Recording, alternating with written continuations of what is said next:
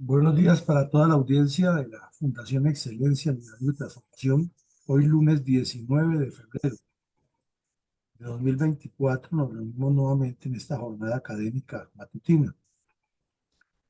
Estamos a 10 emisiones de completar 500 de la Fundación acerca de la memoria histórica aún no contada del conflicto armado en Colombia. El tema de hoy es de suma trascendencia porque es una masacre perpetrada en agosto de 1978 por la cuadrilla 12 de las FARC contra los campesinos de las zonas de colonización en la zona del Carare, del municipio de Cimitarra, Santander. Y fue una masacre perpetrada netamente por venganza del Partido Comunista contra unos campesinos que no se quisieron alinear con los postulados marxistas-leninistas. Este tema es fundamental porque esta zona queda en lo que se llama el Magdalena Medio santanderiano y fue el inicio de una época de barbarie que se extendió por más o menos una década dentro de esa región y que ha pasado para los anales de la historia con un argumento baladí que eran unos paramilitares contra los campesinos. Y nadie cuenta la verdad que eran unos campesinos desplazados por la violencia que habían llegado a abrir zona, fundarse, como dicen ellos, en esta región del Magdalena Medio y que el Partido Comunista pretendió cooptarlos, ya que de larga data estaban allí las FARC y el ELN, fundamentalmente las FARC, que fueron los primeros que llegaron, y como estos campesinos no le caminaron a unirse a las guerrillas comunistas de las FARC, procedieron a eliminarlos. Para esa época, en 1978, cuando ocurrieron estos hechos, ya las FARC llevaban entre pecho y espalda 46 campesinos asesinados en diferentes acciones, similares todas y con la misma razón, porque no se unían a las FARC y porque no participaron en las elecciones de ese año para votar por la Unión Nacional de Oposición, que estaba patrocinada por las FARC y era orden de Jacobo Arenas, que todo el campesinado tenía que votar por el candidato de la Unión Nacional de Oposición, que era el señor Pernia, el papá de un actor de televisión muy conocido en Colombia. Adelante, mi colega. Bueno, Mi mi coronel, coronel, hemos estudiado de larga data en nuestro programa institucional que la topografía colombiana resultó gran aliada para los terroristas de la FARC y los dirigentes del Partido Comunista Colombiano en la conducción de la guerra revolucionaria. En ese orden de ideas, ¿cuál es la trascendencia geoestratégica del hermoso municipio de Cimitarra en Santander? Una trascendencia geoestratégica grande. Este municipio está ubicado en el sur occidente del departamento y a la vez vemos que el departamento entre esta infografía está en el centro del nororiente de Colombia. Como vemos, el departamento limita por el sur con Boyacá, por el oriente con Boyacá, por el nororiente con norte de Santander, por el norte con Bolívar, por ese mejor, por el noroccidente con Bolívar, al occidente con Antioquia y prácticamente limita también con Cundinamarca, si no fuera por una pequeña escisión del terreno que la tiene el departamento de Boyacá sobre el Magdalena Medio. No es muy lejos por el río Magdalena de los departamentos de Caldas y, y Tolima. Tampoco es muy lejos, si se sigue el eje del río Magdalena, de los otros departamentos que están al norte, como Córdoba, Sucre y Atlante. En síntesis, un departamento que tiene una ubicación privilegiada y que todo el occidente es plano o semiplano porque es la zona baja del valle del Río Grande de la Magdalena, en lo que se llama el Magdalena Medio. Pone varios departamentos, ya lo hemos visto en otros episodios, y hacia el oriente inicia el ascenso a la cordillera oriental. Esta región suroccidental de Santander es rica en distintos recursos. Tiene minería, oro, pero más en el sector de Antioquia y el sur de Bolívar. Tiene petróleo, tiene ganadería, tierras aptas para distintas formas de agricultura y pesca, entre otras. Maderas también se sacan muchas de la región. Entonces, allí las FARC vieron como epicentro el Magdalena Medio en todos los departamentos que lo componen. Y cuando se produjo esa colonización de campesinos de distintas regiones desplazados por la misma violencia de las FARC, los persiguieron a muerte y han contado la historia de otra manera diciendo que eran paramilitares. Pero lo que pasa es que esa gente tuvo que armarse para defenderse de las FARC que llegaba a matarlos miserablemente. Y fue una oleada de barbarie que se extendió hasta el Chucurí santandereano y otras regiones del país, inclusive a la margen occidental del río Magdalena. Y lo que es peor, aún persiste esa violencia, como vimos el fin de semana pasada con distintos hechos ocurridos en Segovia y el sur de Bolívar. Adelante, mi coronel. Fuentes. Gracias, mi coronel. Mi coronel, la siguiente pregunta, ¿podríamos completar ese análisis con material fotográfico, por favor, de la región en ciernes? Claro, mira, aquí vemos unas fotos. Esta es la zona ya donde se ha aproximado la parte plana hacia la montaña. Y vemos que las casas son muy típicas de la región colombiana, con carreteables todavía sin pavimentar y con una arborización primaria que ha ido desapareciendo mientras el campesinado va explotando la zona y va sembrando sus cultivos o instalando ganadería. Ya en la montaña vemos que la cordillera oriental, a diferencia de la central y la occidental, es mucho más rocosa y más sólida, que hay una serie de cascadas como esta que además son balnearios turísticos hermosos, pero que difícilmente se pueden utilizar debido a la presencia de los grupos violentos. Y esta foto nos presenta mucho más al fondo la cordillera oriental en su parte occidental sobre la zona semiquebrada del municipio de Cimitarra, con bastante arborización, pero ya vemos que también ha sido deforestada y con la característica de la nubosidad baja en distintas horas del día, lo cual facilita el movimiento de cualquier grupo guerrillero o irregular por una zona de bastantes pliegues. Y esto es increíble, año 2023 todavía los campesinos, dependiendo de estos puentes artesanales y de estas construcciones que no corresponden ya a la época para poderse comunicar en las veredas. Y aquí vemos este puente afectado por la ola invernal, pero son muchas las que ocurren en la zona semiplana o semiondulada de este municipio y de otros en el país. Infortunadamente es la realidad. Entonces nos damos una idea de cómo es la zona plana al occidente, temperatura muy alta, una zona boscosa, en gran parte cenagosa, con mucha enfermedad tropical, pero en la medida que se aproxima a la cordillera, el clima es mucho más amable y tiene, además de las ondulaciones, toda esa belleza natural que vemos en las fotos. Mi coronel, para mayor comprensión de las características del área donde ocurrió la masacre de 12 campesinos perpetradas por la cuadrilla 12 de la FARC en el municipio de Cimitarra, Santander, en agosto de 1978, ¿podemos ver imágenes del área aledaña? Sí, claro, mira, aquí vemos esta foto, nos muestra el sector, es así, los campesinos lo han ido talando, pero la naturaleza revive, las trochas todavía muy rudimentarias y las dificultades de las ciénagas que se forman de los cenagosos del terreno se notan aquí en la foto. Entonces, como vemos, territorio ondulado, unas partes arborizadas, otras no. Y pues cuando uno camina por la cordillera sabe que así es nuestra topografía, que puede pasar una zona de estas despejada y luego entrar a una zona boscosa, encontrar quebradas, sitios resbalosos, sitios de obligatorio paso que toca tomar muchas medidas de seguridad para avanzar. Entonces, así es la zona donde ocurrió la masacre.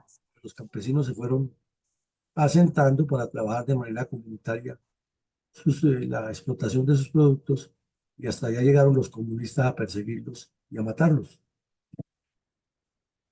Bueno, gracias, Microel. Microel, ¿cuál fue la primera versión de la masacre de los 12 campesinos perpetradas por la cuadrilla 12 de la FARC en el municipio de Cimitarra, Santander, en agosto de 1978, publicada en el diario El Tiempo de Bogotá?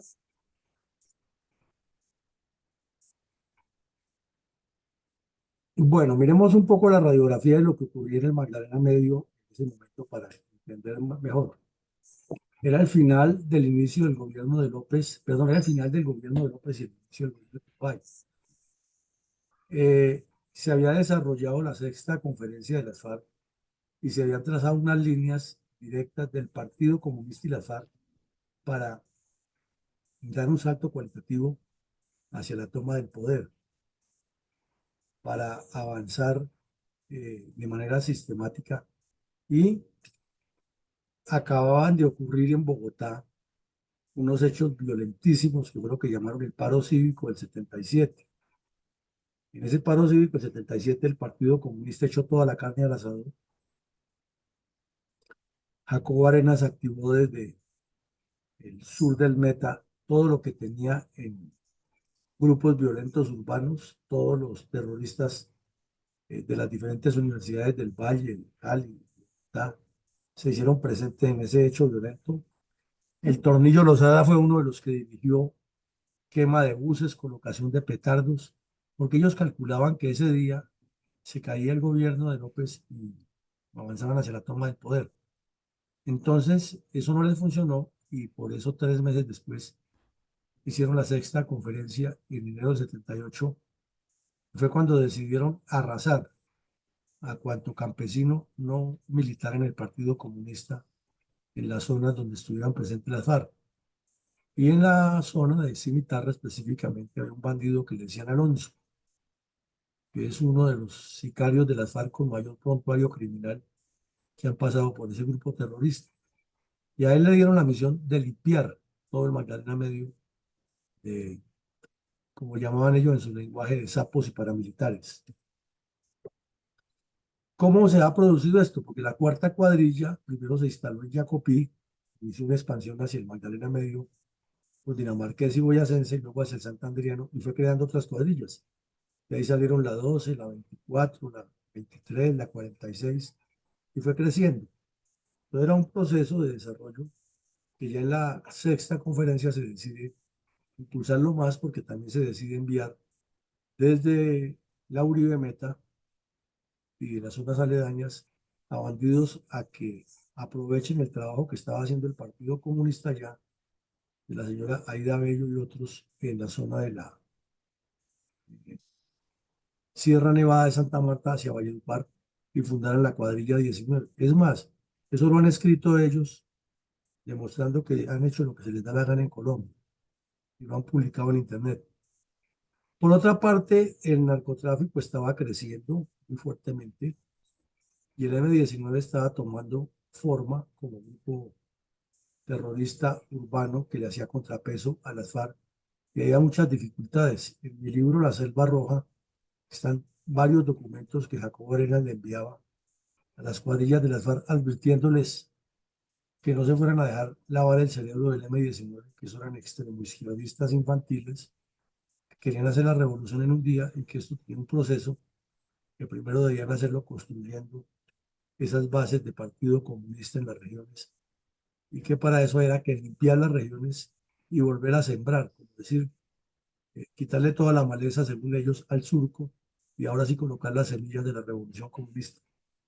Esto fue gravísimo y ha pasado al olvido porque lo han enmascarado con la acción que tomó Turbay contra ellos, diciendo que el Estatuto de Seguridad violó los derechos humanos. Es muy común en los comunistas ese argumento para enmascarar lo que hacen. Lo mismo que pasó con los palestinos ahora en Gaza. Cometieron semejante acto de barbarie en Israel y ahora le dan la vuelta solo mostrando las acciones desmedidas de Israel, pero no van al principio del problema que fue jamás el que comenzó el problema. Lo mismo, el Partido Comunista había hecho dos intentos electorales, 74 y 78, con las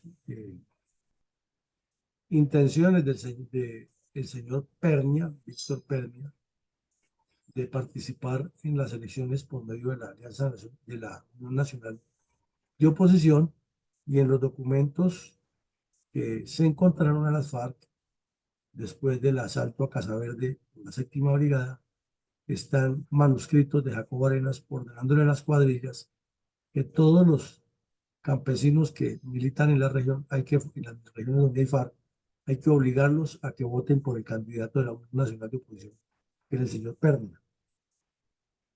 Eh, Al mismo tiempo, el ejército realizó un replanteamiento de la doctrina de contraguerrillas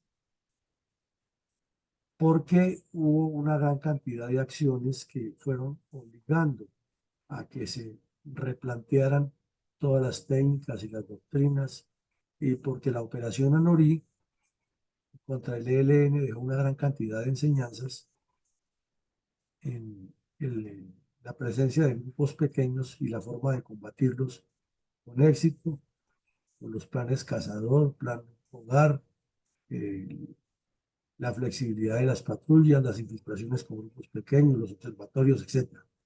Y lo mismo la operación Sodoma, perdón, Sonora, que se hizo con tiro fijo en el 73 en el sector de la cordillera central, en la cual estuvo el ejército a punto de darlo de baja, pero por un error del capitán Jorge Mora Barragel en ese tiempo, los bandidos se salieron del cerco, y además perdieron, el ejército perdió el mejor guía que tenía en ese momento. Hubo un desdoblamiento de las cuadrillas de las FARC, como ya lo dijimos, se extienden en distintas partes. Aparece la novena cuadrilla en Antioquia, la octava en el Cauca, la 19 en el Cesar, la 24 y la 12 en Magdalena Medio, la, la 58 en Urabá, y otras en el Guaviare y el Meta van creciendo, como la séptima, la 26, todas se van desprendiendo unas de otras. Y también se produce una intensa actividad comunista en aulas estudiantiles. Aquí en Bogotá, Alfonso Cano, Tornillo Lozada y otros delincuentes de actividad urbana multiplicaron sus acciones y a menudo viajaban a los campamentos de las FARC en la zona del Meta o de Urabá a dictar conferencias y a formar pensamiento marxista entre las guerrillas y a entrenar jóvenes que llevaban de las universidades. Fueron muchos. Hoy son personas de 65 a 70 años que uno las ve todavía completamente rayados en su mentalidad e induciendo a los jóvenes a que sean terroristas, que en ese tiempo cometieron muchas acciones y que nunca fueron judicializados, y ahora son humildes viejecitos que hablan de que hay que apoyar a Petro. Pero son hartos, hombres y mujeres de esa época, que participaron en muchas acciones. Otros se enderezaron, se dieron cuenta de lo que hay, pero siguen con esa mentalidad retrógrada de que el comunismo tiene solución. Y son los que han venido envenenando juventudes durante estas épocas. Para los años 80 eran los docentes, eran los líderes que tenían 30, en 90 tendrían 40, a comienzos del siglo tenían 50 y eran los antiuribistas más fuertes. Después fueron los santistas de la paz, y ahora son los petristas que favorecen a al cambio, como dicen ellos. Ahí están.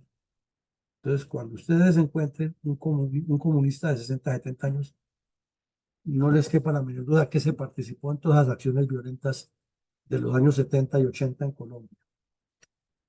Y el periódico El Tiempo, para responderle su pregunta, el martes 15 de agosto de 1978, aquí vemos la página 12C, el corresponsal Jairo Sarabia de Bucaramanga informó que las FARC habían cometido una masacre de 12 campesinos en la finca La Sultana del corregimiento Toroba, donde asesinaron a 9 personas, y antes habían asesinado en el poblado El Mango a 3 personas.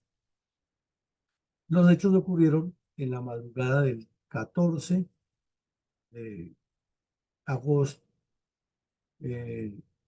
y dan los nombres de las personas: Héctor Pablo Aguirre, Florentino Aldana, Jesús Suárez, Luis Alberto Aguirre, Alberto Díaz, Leonardo Guevara, Pedro Murillo, Rodrigo Guevara y Juan Guevara, y que los otros todavía en ese momento no los habían identificado. Dicen que los bandidos eran 4 terroristas eh, que llegaron allá con fusiles, sacaron los campesinos de las casas y les dijeron que los fusilaban porque ellos habían violado guerrilleras de las FARC, lo cual pues era completamente falso, porque los campesinos primero son gente muy noble, muy seria, y no se meten con la guerrilla porque saben que eso significa la muerte, pero pues ellos tenían el poder y podían hacer eso, y lo hicieron y los mataron. Eh,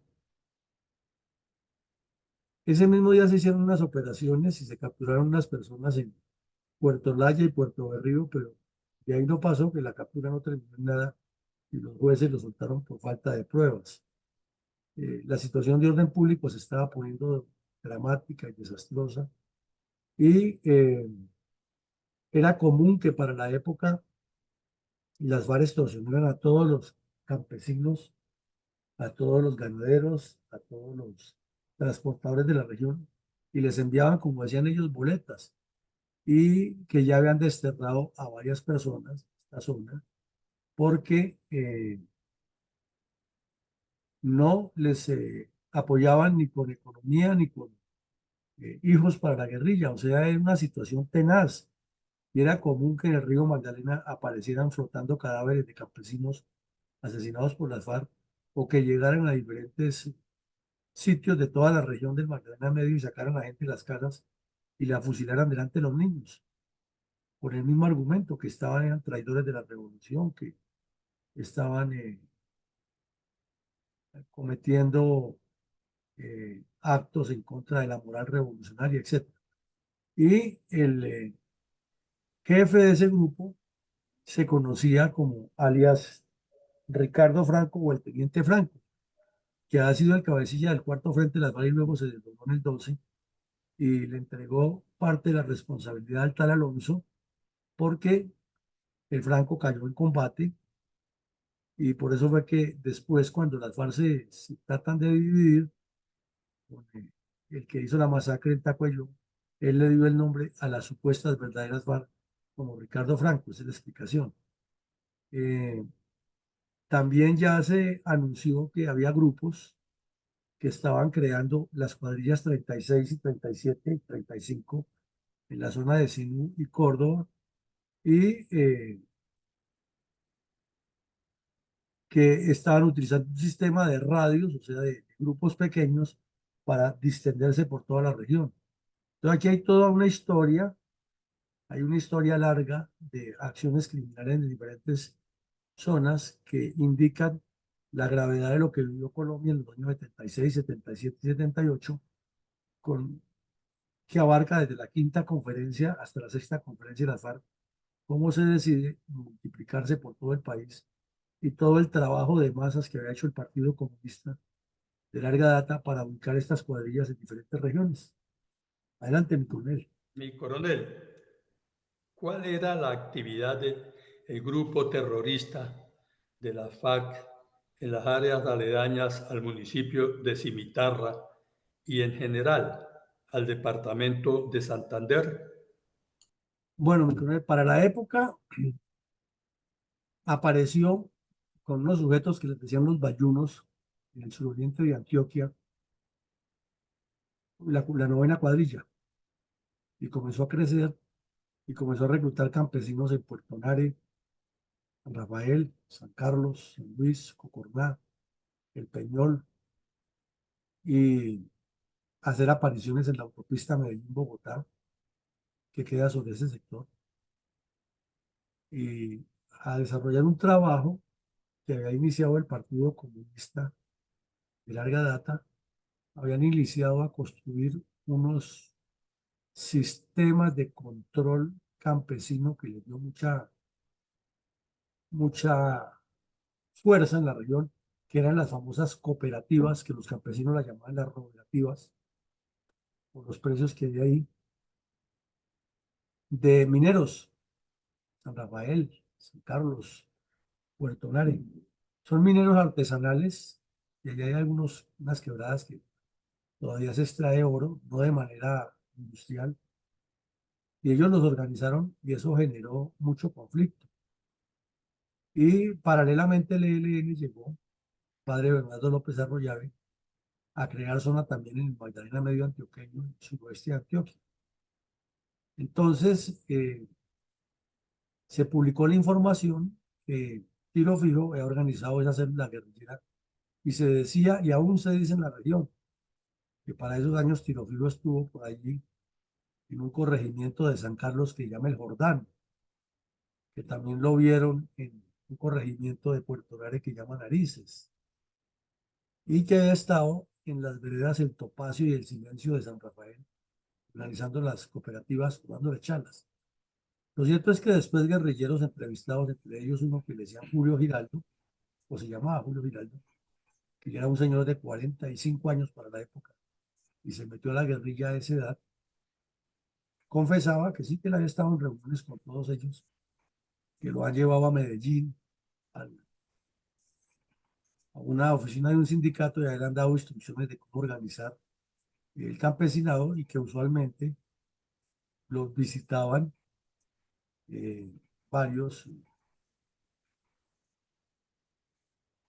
miembros del Partido Comunista para hacerles seguimiento y para darles control de lo que hacían. Y de esa manera habían creado el noveno Frente de las FARC. También que quedó claro que Tiro Fijo estaba vivo, porque duró un poco de años que no se sabía si estaba vivo o muerto. Después de la muerte de Ciro Trujillo en el 68, se especulaba mucho, pero el Partido Comunista les dio la orden que no volviera a combatir, que no volviera a aparecer. Entonces especulaba que estaba vivo, que estaba muerto, que se había ido para Cuba, que estaba en La Habana, que era gordo, que era flaco, que se había enfermado, que el cáncer, que le había dado un infarto, y nadie sabía realmente eh, qué fue lo que hizo Tiro Fijo durante esos años, hasta después que la misma FARC fueron contando que estaba dedicado de lleno a trabajar en la organización de las FARC. Y luego pues vuelven y dicen que era un tipo escurridizo, lo cual no era nuevo, pero aprovechó mucho la clandestinidad, puso a otras personas y el Partido Comunista lo protegió, eh, invisibilizándolo para que pudiera organizar las FARC. Y lo mismo Jacobo Arenas tampoco se sabía si existía o no. Se tenían documentos, informes, pero no se sabía si existía o no hasta que con todas estas decisiones se corroboró que sí estaba vivo.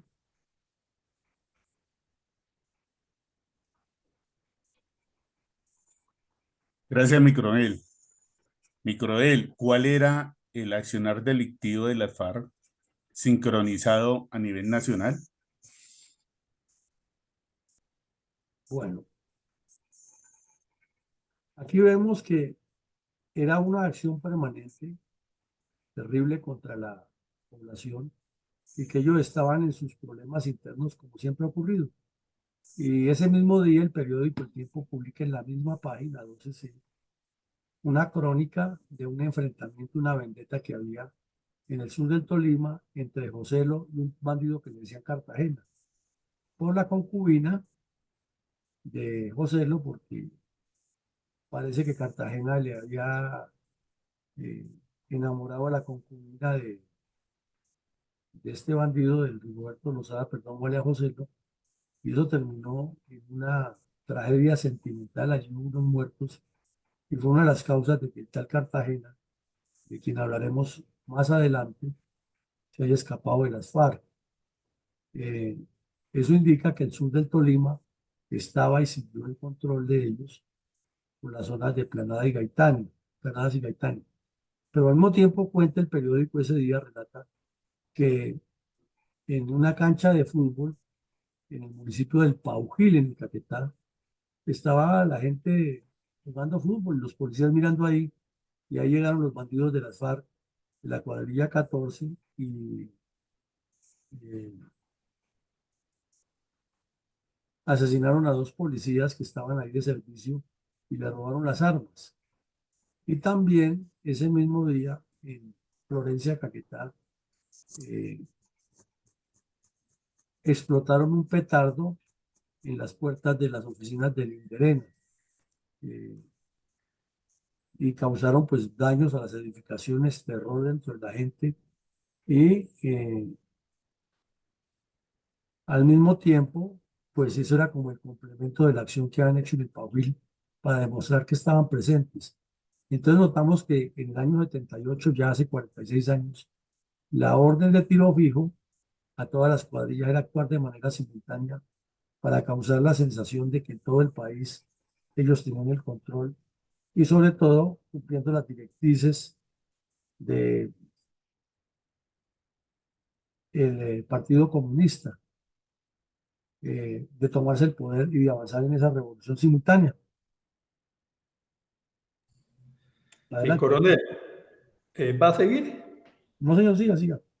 ¿Qué actividades realizaban las cuadrillas urbanas del grupo narcoterrorista de la FARC mientras las cuadrillas rurales del grupo terrorista masacraban campesinos y asesinaban policías?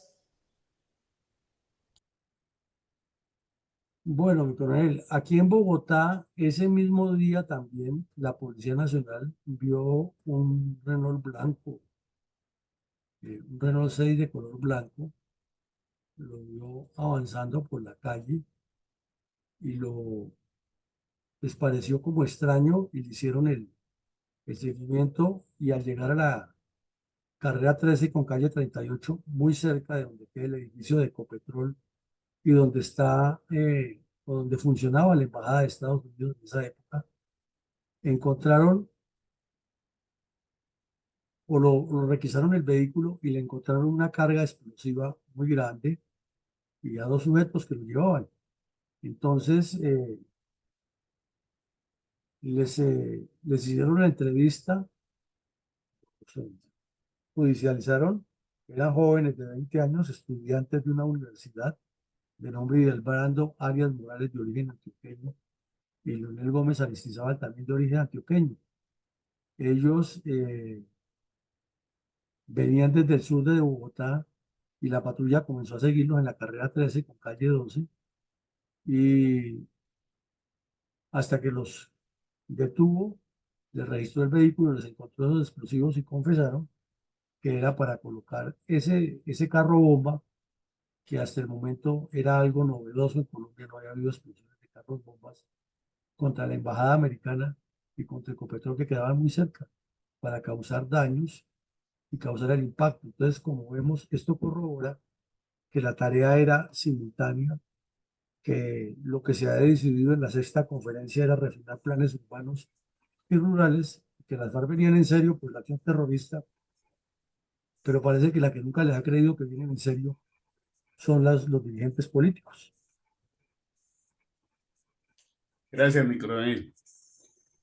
Mi coronel, ha evolucionado la mentalidad comunista y retardataria de las guerrillas comunistas, confrontando las conductas de las guerrillas de esa época con las actuales FARC después del pacto FARC-Santos. Gracias. Pues la verdad que el pacto por Santos, primero lo que hizo fue ocultar toda esta barbarie. Y las víctimas que están hasta con nombre propio ahí en la lista no fueron resarcidas nunca, ni se les recuperó la memoria de sus nombres. Los bandidos, ahí como vemos, el terrorista cubano Raúl Castro sirviendo de mediador para que el señor Santos se arrodillara ante las FARC. Y el bandido de las FARC feliz, toteado de la risa, de que después de haber participado en toda esta larga historia de crímenes, el Estado colombiano terminó fue legitimándolo y los miembros de la narcodictadura cubana felices, porque ganaron todos, le metieron un gol, como diríamos en términos futbolísticos, al Estado colombiano y los colombianos que hemos padecido la violencia del comunismo armado, soportando toda esa ignominia. Entonces, al mirar los hechos, hoy el Magdalena Medio sigue con la presencia de bandidos. Lo veíamos que el viernes pasado asesinaron unos soldados muy cerca de este sitio y hubo una incursión del ELN por ahí. El bloque Magdalena Medio de las FARC que encuadra una de esas cuadrillas que cometió dos hechos todavía sigue ahí, con nuevos bandidos, pero sigue ahí. Y Colombia sigue en la desazón de que no hay paz y que la dirigencia política sigue eh, arrodillada ante los bandidos. Mi coronel, ¿podríamos hacer algunas reflexiones para nuestra audiencia acerca de la masacre de 12 campesinos perpetrada por el grupo narcoguerrillero de la FARC, Cuadrilla 12, en el municipio de Cimitarra, Santander, en agosto de 1978? Los micrones son varias, ¿no? Resulta que el gobierno de Lleras Restrepo, 66 y 70, eh, se caracterizó porque con el argumento de que tenía la reforma agraria, las FARC iban a mejorar, le quitó completamente el peso a la acción cívico-militar y se dedicó fue a politiquear y con un enfoque muy hasta sectario, que quieras que Restrepo era sectario, en la solución de los problemas del país no tuvo un un gobierno de orden nacional. Además que era un tipo arbitrario y atrabiliario y pasó a la historia fue porque cuando se produjo el fraude contra Rojas Pinilla, con un reloj, mirando un reloj dio X cantidad de tiempo para que todo el mundo estuviera en las casas, lo cual además es ridículo, porque ni el ejército ni la policía eran suficientes para controlar ni siquiera una sola ciudad.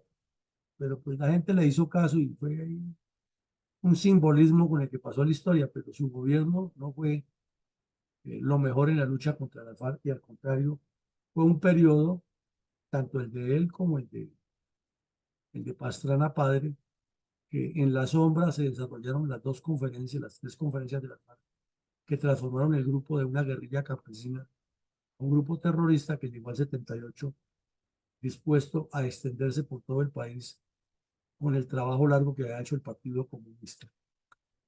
Hubo evidentes ganancias del Partido Comunista y lo notamos. Abren zonas por varias regiones del país y en cada zona van colocando sus cuadrillas. Hubo un crecimiento cualitativo y cuantitativo de guerrillas enfocadas en ese crecimiento sistemático, sistémico y organizado. Se nota que los dos partidos que han hecho el pacto del Frente Nacional, porque todo esto ocurre en el Frente Nacional, que es lo grave, el crecimiento de las FARC es en el Frente Nacional, el asentamiento de las FARC es en el Frente Nacional, y en el posfrente nacional es el afianzamiento con el narcotráfico. Entonces son dos cosas distintas. Asentamiento en el Frente Nacional, con el posicionamiento que les da el Partido Comunista, y afianzamiento después del Frente Nacional con el narcotráfico y el terror. Y hay una miopía prospectiva de la dirigencia política que se evidencia que jamás entendió que ellos eran parte de un problema que estaba creciendo y que, como se dice coloquialmente, no sabían lo que les corría pierna arriba. Y al día de hoy seguimos igual. Entonces, así como los herederos de los 70 de las FARC ahora son ancianos o ya personas mayores que siguen con su idea retrógrada y apoyando el comunismo y envenenando mentes de jóvenes, en la dirigencia política del otro lado, los hijos de esos personajes que en ese tiempo le hicieron daño al país siguen convencidos que ellos son los dueños del país y que hay que votar por ellos por apellidos o porque hacen parte de esa rosca. Entonces el país sigue enfrascado en la misma cosa, los comunistas paquidérmicos y los corruptos del otro lado. Hay un abandono del desarrollo en el país en fortalezas como la industrial y por ejemplo en esta zona del Magdalena Medio sí que se evidencia eso. Una potencialidad muy grande, pero el desarrollo muy quedado por la violencia que han promovido los comunistas armados y desarmados y la indolencia de la dirigencia política. Esta zona que Cimitarra tuvo un crecimiento exponencial de la FARC porque la ha trabajado muchos años el Partido Comunista. Sin embargo, como hemos visto en los documentos y como lo ha dicho Gavino varias veces, allí el ELN aprovechó ese trabajo de masas que ha hecho el Partido Comunista y encontró asiento. Inclusive en esa zona le hicieron una emboscada que es muy famosa en los anales de la historia del ejército por parte del batallón, a la quinta brigada por parte del ELN, que es la famosa emboscada de Guayabito, que también tenemos que analizarla aquí en esta historia más adelante. Pero vemos que en el fondo de todo el foco del problema está en la corrupción, porque si se revisan en diferentes épocas, ha habido recursos que se giran a esas regiones y nunca llegan. Entonces se quedan en el camino entre senadores corruptos que tienen ya sus contactos, entre contratistas corruptos que les ayudan a robar y entre ladrones locales que se inventan otras cosas y por eso el problema no se resuelve. No hay educación suficiente para los niños, entonces no hay expectativas, llega la guerrilla y se los lleva desde muy niños. No hay desarrollo rural, entonces los campesinos o son asesinados por la guerrilla o son reclutados a la fuerza. No hay esperanzas de desarrollo y entonces las muchachas prefieren irse detrás de un bandido para la guerrilla que estudiar y llegar a ser personas útiles a la sociedad y ahí la lista sigue. El narcotráfico, como vemos, profundizó el problema de las guerrillas. Ya vimos que afianzó toda la lucha armada que venía asentándose durante el gobierno del Frente Nacional. Entonces, todas estas reflexiones nos sirven para demostrar que no son conceptos que lo hemos traído los cabellos, sino que ha sucedido y es la realidad de Colombia y no se ha contado como es, ni se ha juzgado a la dirigencia política responsable de toda la tragedia que tenemos. Y siempre se mira desde la forma más eh, facilista, que eran unos pobres campesinos que el ejército los persiguió, que el Estado los persiguió, que se violaron los derechos humanos, que aparecieron los ogros que llamaban los paramilitares y los acabaron, pero no se mira el contexto de cada cosa, cómo sucedió, por qué sucedió y la gran responsabilidad de esos 4 presidentes del Frente Nacional que no los colocan como los hacedores de la paz y podemos decir más viendo todo esto, que fueron los facilitadores del crecimiento soterrado de las FARC y el ELN. Adelante, mi coronel Saldaña, con sus comentarios. Sí, mi coronel, con mucho gusto. Reflexión 490 del episodio de la memoria histórica de Fundel, hoy lunes 18 de febrero de 2024. Objetivo Colombia. Acorde con sus reflexiones, perdón, y según este episodio, hemos visto y seguimos viendo la costumbre inveterada de los ciudadanos y de los medios de comunicación, porque los partidos políticos siempre guardan silencio. Expresar sin conocimiento ninguno que los grupos narcorreguerrilleros, como por ejemplo los de la FARC, el ELN, el M-19, no se pueden acabar militarmente y que las fuerzas militares y de policía no tienen la capacidad para hacerlo. Error craso. Si hay una institución que planea bien sus operaciones, son las instituciones que componen la fuerza pública. No olvidemos que la fuerza pública tiene un comandante en jefe y este es el responsable de garantizar el orden constitucional y la seguridad nacional. Artículo 189, numeral 4 de nuestra Carta Política. La falla ha sido siempre del ente político que no está preparado para regir los destinos de la nación. Hagamos un parangón.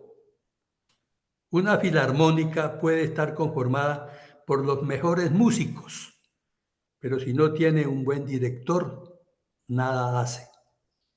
Otro más cercano, un equipo de fútbol, puede estar conformado por los mejores futbolistas, pero si no tiene un buen director, no hay equipo que gane. No olvidemos que el Estado tiene 4 elementos básicos y generales. Posee un gobierno, que es el poder político. Tiene un pueblo como nación. Ostenta territorio y está regulado con base en un Estado de Derecho que lo legitima y que basa su organización en la división de poderes, ejecutivo, legislativo y judicial, y tiene una fuerza pública para la defensa interna y externa, pero esta fuerza la dirige el presidente de la República. En Colombia, a diferencia de otros países, los presidentes no tienen la idoneidad para dirigir sus tropas. Un ejemplo de mandatario que acata las recomendaciones de sus fuerzas militares y de la policía lo tenemos en quien para la época de los hechos venció con sus fuerzas militares y de policía a los generadores de violencia de esa entonces.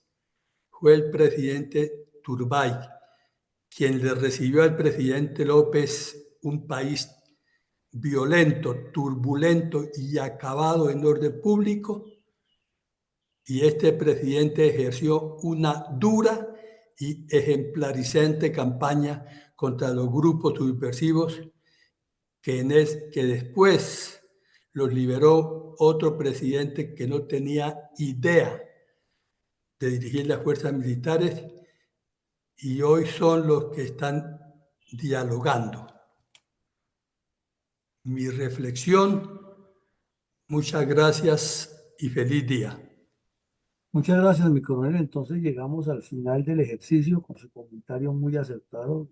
Responsabilidad indiscutiblemente es de la dirigencia política. Ahí hemos hecho una revisión concreta de cómo fue que crecieron durante los gobiernos del Frente Nacional ante la indiferencia y el desconocimiento de dirigentes políticos y tenemos una situación todavía muy compleja con ellos, no es claro el panorama, lo cual indica que no ha habido el enfoque que corresponde, porque no se ha querido combatir una estrategia que pretende cambiar el Estado por un sistema comunista. A todos, mil gracias. Nos vemos esta noche en el ejercicio académico del taller abierto de la ética política y les deseamos lo mejor de lo mejor y que Dios nos siga bendiciendo. Muchas gracias, mi coronel. No, Fernando, muy amable.